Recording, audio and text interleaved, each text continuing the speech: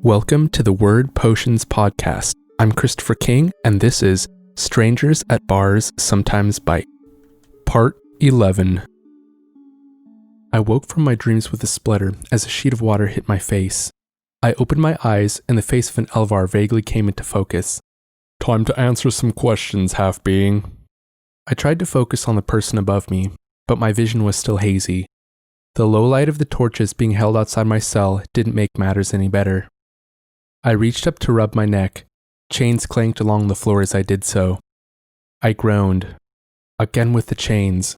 Was this going to be a common occurrence? Water. I croaked out the words as best I could. It felt like someone had poured sand down my throat. You just got some. Who do you work for? Asked the being in front of me. I recognized the voice. I focused on it. It was an Elvar dressed in gold and purple finery. Castor. I don't work for anyone, just trying to stay alive, I said, trying to fill my voice with confidence. He gave me a thin-lipped smile. Aren't we all? The smile slipped off his face like water off of oil. Is that why you killed my son? Wasn't me, I replied. Castor's face contorted into rage, and he hit me in the stomach. Don't lie, half-being. I know you were trying to steal his paired. I told you. It wasn't me. Thought you had him killed just to frame me. I wheezed out the words as I fought for breath. I looked up into Castor's eyes and saw genuine sadness. I'm no monster. Sure, I sent Helden to learn some respect and discipline in Elhaven, but that was for his own good. Castor paced back and forth in front of me. I looked past him and saw a few other Elvar standing outside. Among them was Keela, holding a lantern. Kilvar was gone from my side, and I couldn't hear his voice in my head. It was odd. Even when it didn't speak, I never felt like I was truly alone, like it lurked just at the back of my mind. But now, everything was truly silent in my mind. A spike of fear drilled itself into my gut. You're hardly worth killing my son over, half-being. Someone wanted to get at me, so I dropped my guard. I think it may have been Lazuli Elegant. Do you know that name? I remembered how quickly Lazuli had appeared to assist me and Avalro, as if he'd been waiting for us to make an appearance. I scowled to myself. Lazuli always seemed to be working an angle, or turning up in suspicious situations. What are you going to do with me? I asked, trying to shake the few remaining cobwebs out of my head. That depends on the information you choose to volunteer. Such as Lazuli's base of operations? I glanced back toward Keela, and our eyes met. She gave her head a slight shake. I glanced back at Castor. I don't know what you're talking about. He frowned and took hold of a fire poker. It had been sitting in a bed of coals inside of a metal canister next to me. Liar, stated Castor. Wait, I don't know where the base is located, but I have other information regarding the Felcher. Castor paused, then slowly returned the poker to the fireplace. And that is? The clan Zoltla Egreth wishes to unite forces and destroy Bogtalis. Their Archon gave us something to warn us of any impending Felcher raid. I have it here. I glanced back toward Keela. She was slowly backing away from the other Elvar. Castor reached into my pocket and fished out the stone. He picked it up curiously and brought it to his eye. Suddenly, the crystal began pulsing light at slow intervals. Castor grunted in surprise and dropped the stone. It shattered, and darkness oozed out of it at a rapid pace. Darkness coalesced into the form of a Felcher. Bogtalis approaches the city. Beware of malign forces. Castor turned to me, a deep scowl on his face. Explain this dark sorcery to me, half-being. I looked back, just as surprised as he had been. But I repeated what I had explained earlier about the Felcher. Thurtai said he would warn us before an attack on our city could happen, to prove that he isn't an enemy. Castor stroked his chin for a moment, then turned and walked out of the cell. He conferred with the others in quiet tones. They left abruptly, and I was left alone. The quiet was unnerving. I had grown accustomed to be with someone constantly. I didn't like the stillness and wasn't going to just sit around. I yanked at the cuffs, trying to squeeze out, but nothing worked. I slumped back on the wooden board that served as a bed and stared up at the ceiling. Just as I had given up, Keela's voice floated to me from the door. "Don't give up yet, Hampton. I'll get you out." She slipped into the cell and unlocked my manacles. I rubbed my wrists and jumped off the table. My legs gave out as soon as they touched the floor, and my head swam from the effort. I found myself staring up at Keela. She grinned and reached down to help me to my feet. "Easy. The tranquilizer stuck you with is very potent." "Yeah, I can tell," I replied. "How long was I out?" I asked. "Only a few hours," was her reply. I stood still for a moment, reorienting myself, then turned and followed Keela out of the stone building. Near the entrance, a weapon rack held various implements. Among them sat Kilzar. As soon as I got within a few feet of the blade, the subtle hum returned to the back of my mind again, and as soon as I touched the blade, its voice rang in my head. "We should kill whoever disrespected us like that, separating a named blade and his servant." I scoffed. "Excuse me, but I'm the one that wields you, blade. Keep telling yourself that, Mundani." I felt comforted by the blade's presence in my mind. I wasn't sure when I'd grown so accustomed to it, but now the thought of being separated felt like losing a part of myself. "It looks like Thurtai was right. Scouts have reported that a large raiding force of Felcher are en route with a strange being," said Keela. As we exited the building, I was greeted by organized chaos. Guards ran in small, tight groups. Some carried extra supplies, some extra weapons. All reported to one of the 4 gates leading out of Magistra. No one took notice of me or Keela. We just looked like ordinary Elvar citizens, disoriented by the goings-on. "We need to find Lazuli," said Keela. "When he saw you go down, he disappeared. I've been working as a double agent spying on Castor for Lazuli." "Why didn't you take the shot and take out Castor?" I asked. "Well, that's a little more complicated, and I don't have time to explain it all to you right this moment. I think I may know where Lazuli went." Keela led me to the outskirts of the city to a recessed building. It had a sign on the stone leading to the entrance that read, "Archive." An attendant slumped over her desk. She had a small dot of blood on the side of her neck. "Lazuli must have acquired one of my darts. He should be in the back." "What's he doing in an archive?" I asked. "This is the genealogical archive of ancestry. He's going to collect the records and use them to prove his legitimacy. He will need those records for when Castor dies." "Isn't there a way to resolve this without death?" I asked. "No. Any person with a noble lineage has the right to challenge the current High Noble for leadership. It is a fight to the death. However, that doesn't prevent the noble from getting rid of the competition before they can challenge him." "I thought there was a way to defeat someone with swordplay," I said, frowning. "Oh, you're talking about the ancient way chiefs would settle. That doesn't happen anymore." "No, it does not," said Lazuli, coming around the corner. "Thank you for the distraction, Keela. I have the records." "Excellent," was her reply. As we exited the archive, I heard shouts from the North City gate. Lazuli, Keela, and I turned in the same direction, staring at the commotion. A group of guards had barred the gate leading into Magistra, but not before a few Felcher scouts had managed to get inside. The Felcher didn't appear to carry any guns. Instead, they wielded wicked-looking knives and short swords. One of the Felchers spoke a guttural word, then slipped into a mantle of dark smoke. It disappeared for a few seconds, then materialized behind the group of guards and killed a few before the guards noticed and downed it with a burst of gunfire. The Felcher fought viciously, but were soon overpowered by the guards and slain. Without any cover and no real way to close the distance between themselves and the guards, the Felcher had a definite disadvantage. The guards checked each body, then appeared to relax. A few seconds later, something struck the gate with a clang. The metal dented inward, and the guards pointed their rifles in the direction of the sound, fear on their faces. "Something powerful is coming this way." "What is it?" I asked. "An ancient being of immense power. We are not strong enough to defeat." The blade's voice in my head sounded almost fearful. The gate exploded inward on the third strike, sending shards of twisted metal flying over 100 feet. The guards were struck with flying bits and several sustained serious injuries. A tall being stepped through the twisted remainder of the gate and came into view. Its bird-like head flicked back and forth, surveying the scene. I stared at it, trying to make sense of what it was. Its humanoid proportions didn't seem different at first, until I took a closer look. The knees were bent the opposite way that a normal knee should, and it had an odd bouncing gait as it stepped. It had 4 arms attached to its torso. The upper ones were long, reaching past its knees. Its lower arms were short, they only reached to where its hips would be. Its beak clacked and snapped as it turned back and forth, watching the guards that pointed rifles in its direction. Nobody moved for what seemed like a full minute. Suddenly, one of the guards opened fire. The projectile slammed into the being.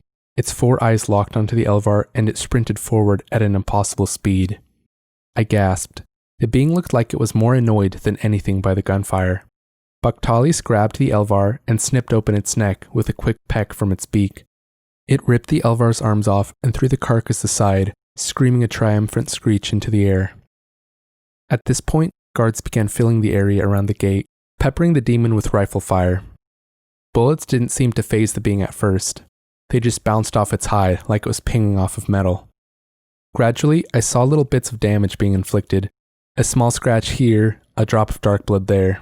It was a full-on battle, the Felchers pouring through the ruined gate, fighting to maintain the foothold that their deity had created, and the guards mowing them down as they appeared.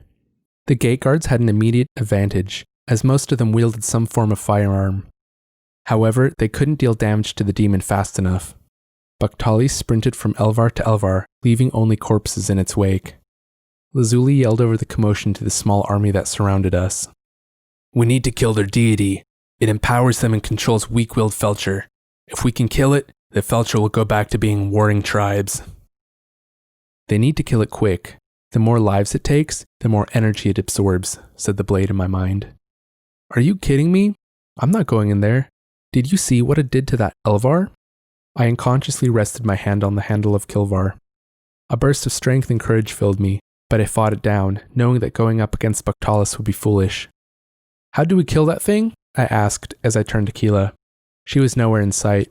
I scanned the area around me and saw her running back with her rifle slung over her shoulder. "Take a piece of lead!"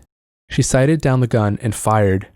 The deafening roar inches from my head left my ears deadened for a second, then sent a ringing through my head. Baktalis' head rocked back from the force of the impact, and it stopped its vicious assault. Dark blood trickled from the impact point in its head. Its head swiveled and locked onto the source of its pain. It saw Keela with the smoking rifle, and extended an arm toward her. "No!" shouted Lazuli. Baktalis grasped the air with its fist and jerked it backward. Keela was pulled off her feet and flew through the air toward the deity, as the power of its will forced her toward it. The demon punched Keela out of the air, then stomped onto her back, right above the hips. She flopped to the ground, bent at an odd angle. Gate guards held the Felchers at bay, but Baktalis seemed to shrug off the constant peppering of small caliber bullets, as if they were but mere insect bites. It began stalking toward the main body of the gate guards, as they continued firing at it. It snapped its beak ominously, then suddenly sprang forward with supernatural speed. I heard the cries as it began tearing through the guards with a savage efficiency. "Where are the priests of Evelis?" shouted Lazuli. "Almost here," yelled back an Elvar with a captain's insignia on its arm, right before a thrown Felcher blade caught him in the arm. Suddenly, a new voice above the others rang out. It was Castor. "Shut off the portal gate. We cannot allow Baktalis to reach Elhaven." The only problem was that Baktalis now stood between us and the gate's control console. Another group of guards tried to flank the creature, but a large group of Felcher intercepted them, throwing off cloaks of darkness and catching the guards by surprise. Baktalis swept its gaze around Magistra. For a second, I felt the waves of mental pressure assault me. I still held on to Kelzar's handle, which seemed to help, but its power was overwhelming. It turned away from me, striding on its misshapen legs towards the great portal gate. Numerous Elvar died as they tried to stop the being's advance, but it was no use. It had just about reached the gate when a ranger managed to slip out from behind the gate and put a blade through the control panel. Sparks issued out of the panel, and electricity arced out, frying the ranger where she stood. The swirling vortex inside the gate began to flicker and pulse, barely holding steady. Baktalis put an arm through the portal and was just about to step through when the swirling energy inside abruptly gave out. The demon screamed an ethereal moan that echoed all around the chamber as its arm was severed at the elbow. It stumbled backward, staring at the missing appendage. Everywhere I looked, chaos reigned. Normal citizens crowded onto other people's homes, attempting to gain shelter. People cried, and the sounds of gunfire echoed and responded around Magistra. Bactalis screamed in rage and turned back toward everyone. It began loping towards us. However, it slowed and stopped in its tracks, a few hundred feet from where we stood. A deep thrum slowly built underneath the chaos, then broke through and rose in intensity. Hooded figures with golden flowing symbols on their backs paced toward Bactalis in a semicircle. Every third one blew into a large algaki horn that produced a thrumming, vibrating sound. The others, not holding horns, chanted in deep melodic tones, intertwining with the vibration of the horns. As the priests drew closer to the evil creature, it took its attention off of us. It shook its head and took a step backward. For the first time since it appeared, it spoke, or rather, projected its communication to our heads. Disgusting creatures that you are, Evlis cannot save you from my wrath. I will conquer your world and any other world that I find. Any resistance will be put down. The priests didn't stop, but slowly paced closer and closer to the creature, unfaltering in their goal. Their music made me warm and comforted my soul. I couldn't quite explain it, but I didn't feel as anxious as I did before. I could breathe easier and my thoughts grew clearer. I turned to Lazuli, but he had a grimace on his face, and he covered his ears. What is this discordance that I hear? Bactalis took a step backward, then another, shaking its head like most of the Felches did. It hesitated for a moment, then turned and loped out of the center of Magistra, fleeing the sound. It ran out of the destroyed north entrance to the city, then back up the tunnel it had come. Slowly, silence returned to Magistra, interrupted by the occasional sounds of gunfire and the moan of the wounded. The priests continued pacing toward the gate, and kept up the chant for several minutes after Bactalis had disappeared. Lazuli broke away and rushed to Keela's body. She was in bad shape. The lower half of her body was crushed, and she lay at an odd angle. Her breathing was labored and shallow. Help! We need help! Lazuli shouted, his eyes filled with panic. A couple of Elvar ran over and began attending to her. He didn't seem to think about anything other than Keela until she was taken away on a stretcher. He was about to follow her, but I rested my hand on his shoulder. Lazuli, you need to let them do their job, and we need to hide. Castor will no doubt find out I've escaped soon. Lazuli absent-mindedly gazed after Keela, then shook his head. Of course. You're right, Hampton. We need to find Thurtai. He may know how to banish Bactalis. A voice called out. Do not move. We have you surrounded. A group of Elvar guards strode forward, pointing rifles at us. Castor stood behind them. I see you've managed to escape my imprisonment. Good job. Too bad I'm going to have to kill you both. Lazuli growled. I reached my hands up to the sky. Don't kill us. We can be of use to you. The guards held steady, and Castor thought about it for a moment.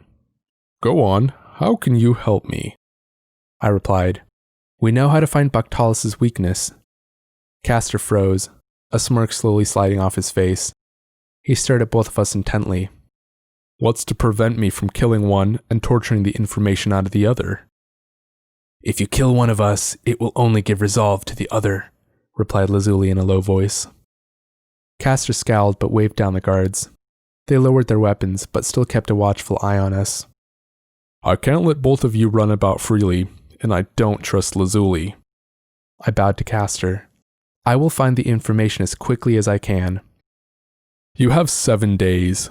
If you don't return, I will publicly execute Lazuli. Castor grinned an evil smile and turned about, leaving us standing together. Best get to it, growled Lazuli. He walked off, escorted by the guards. I was left standing alone among a bustle of activity. How should I go about contacting Thurtai? Too dangerous running around the caverns with Bactalis around. Kilvar spoke up in my mind then. You could see if there are any of that Felcha crystal left. Maybe you can talk with him through that. Maybe, I said doubtfully. Worth a shot at least. I turned and retraced my steps to the building that Castor had interrogated me in. I went down the steps to the basement level and walked back into the cell I'd previously occupied. On searching the ground, I found a few fingernail-sized chunks of dark stone. I gathered them up and stashed them in one of the pockets of my Elvar clothing. What now, Kilzar? Beats me. I'm just a soul stuck in a blade. I retraced my steps back to the gate and pulled aside a guard. Excuse me, do you know of someone that can fix or mend crystals? The guard scratched behind an ear and thought for a moment. Well, we have a metallurgist. He might be able to help you. He's located on the ground floor of the south terrace. I thanked him and made my way to the aforementioned terrace. I walked by a couple of different shops, advertising their craft. There was a weaver's shop, a tailor, and even a cobbler. I found the hybrid shop of metallurgist and blacksmith. The sign above the door was simple and to the point. It read metalsmith. I heard clanging coming from inside the space. A solid metal door had been fashioned to fit the stone doorway, which was unusual. Most shops had wooden doors, and the more trusting ones had cloth drapes. I knocked on the door lightly, but after waiting a few moments, realized he probably hadn't heard my polite tapping, so I pounded on the rough-hewn wooden door with greater force. A craggy voice yelled a response to my knocking. The door's closed. That means I'm working. I responded with similar volume, yelling over the sound of people moving about and the buzz of voices. I heard you're good at fixing things. I need your help. I have a Felcher stone that I need mended. Plus, Castor will pay whatever price you ask. I got odd looks from the people around me, and the ones closest by gave me a wide berth. The man inside was silent for a moment. Then I heard a slide shoot back. The door swung open and a short Elvar missing a leg and wearing an eye patch stood in front of me. His leg had been replaced by a stick of metal that seemed to shift in and out of itself, acting as a foot and ankle whenever he walked. The result was an almost normal gait. Well, come in. I don't have time to tarry on pleasantries. Give me the pieces. I pulled out all the crystal in pieces as quickly as I could and gave them to the Elvar. What's her name? I asked. It's Macklem. Interesting. You really do have a Felcher Darkstone. Why do you have this? And why do you want it fixed? Man, this guy is straight and to the point. I explained the situation to him, how I needed to find the weakness of Baktalis, how I needed the help of a Felcher. I have just the idea, but it may be slightly unconventional, Macklem stated as he began drawing up plans. A few minutes later, he set to work, melting metals and combining them. When he was satisfied with the result, he pulled out a cast and began making modifications to it. He set the small pieces of stone into various points of the mold, then filled it with metal. The whole time he worked, he muttered to himself, as if instructing himself through the process. I found it fascinating and watched him work. It took him a few hours for the whole process to be finished, but when he was done, he presented me with a small bowl about the size of my hand. He'd polished it to a mirror finish and etched a few symbols on the inside and outside of the bowl. I'm not sure it will work, but your stone is now complete. Just rearranged in a different way. I thanked him and was about to leave when he stopped me. Where's my payment? Your what? You know, the money that you used to reimburse me for my work. I saw a blank piece of paper on Macklem's table and wrote a small note on it, detailing the work Macklem had done for me and to collect payment from High Noble Castor. Is this okay? I don't have money, but Castor will be able to pay you. I'll accept this for now, but if he refuses to pay, I will find you and collect payment. I nodded and backed out of the room. Thank you, Macklem. In response, he slammed the door shut and slid the bolt back into place. Thank you for listening to the Word Potions podcast. Tune back in next week for the next episode. If you like what you heard, consider subscribing, leaving a like, or sending us a message with your thoughts. Have a great day.